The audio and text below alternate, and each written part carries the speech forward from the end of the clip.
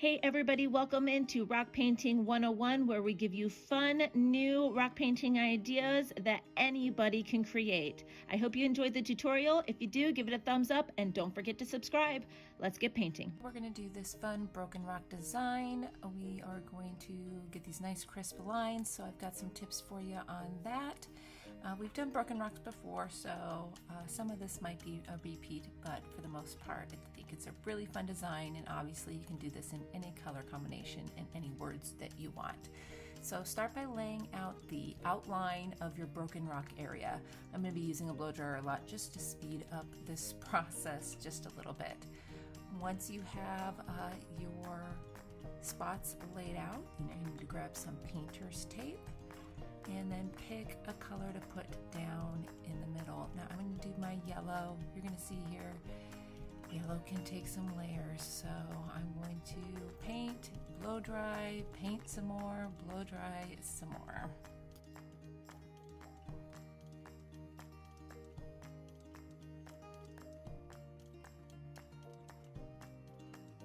Now go ahead and grab your painter's tape and you're going to do your top edge. Make sure your paint is fully dry because you don't want to pull it back up off the rock.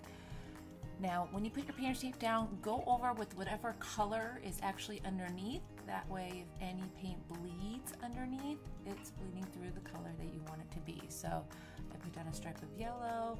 I'm going to dry that really well, and then now I'm going to start going on top with my green. Again, the green's going to need a few layers. You could have base coated the entire inside of your broken rock area white first, which would help with the layers of paint, but I'm okay. I got my blow dryer, so we're just going to layer it up.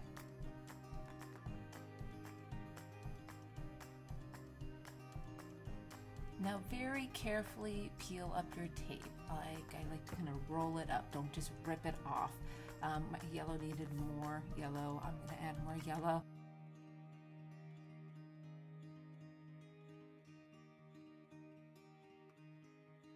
Then I'm going to tape off. I'm going to repeat on the opposite side with red. Again, you're going to put that yellow right along your tape line in case any of it bleeds under. Layer up that red till you're happy with the brightness.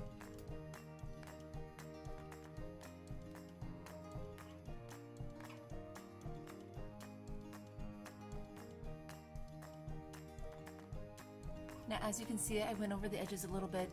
Don't worry about that. We're going to crisp everything off. So peel off your next color. Make sure everything is nice and dry. And then now we're going to start to work on that outline. So trace along your previous line, and anytime you get to a point or an edge, about every other one or so, you can just pull these little cracks up off to the top. You can do single lines, you can do Y shapes, V shapes. Space them out a little bit. You can always add more. You can't go back and take any away after the fact. Next, we're going to come in and start adding our shadow, which really makes this look really neat. So I'm using paint pens here. These are acrylic water-based paint pens, so you can manipulate them with water. This is the Posca 1MR. You could use a Posca 1M, but we're just dotting a little bit of paint along the outer edge, and then with our brush, slightly damp. I mean, dip the tiniest little bit on the tip. We're going to kind of wiggle around to get that paint moving, and we're going to create a shadow all along the inside edge of our broken rock. So start in one corner, work your way around. Sometimes you'll have to do 2 laps, but just kind of pull that wet black paint along the edge. Just adding more dots here and there. Adding more water when you need. If it gets too washed out and too watered down, go ahead and just add more paint. Or if it gets too harsh of an edge, sometimes you have to come back and add more water. I do like to leave the points that are deeper, even darker, so you can add a little bit more black into those areas, but just keep playing with it until you like the look of the shadow. Next, we're going to do some lettering. So I'm going to just lay this out using a pencil first, just so that I can decide shape-wise if I like it or not. I'm doing cursive love at the bottom.